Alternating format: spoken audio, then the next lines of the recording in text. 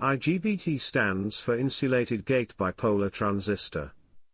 It is a semiconductor component that is used mainly in power electronics, as an electronic switch. Because it is highly efficient and can switch fast.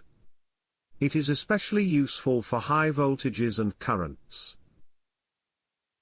Here we see an IGBT. It has three terminals which are called gate, collector, and emitter. The IGBT is turned on and off by a gate voltage that is applied between the gate and the emitter.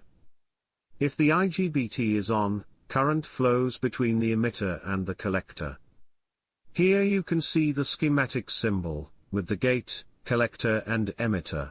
If you want to learn more, visit embedded-academy.com.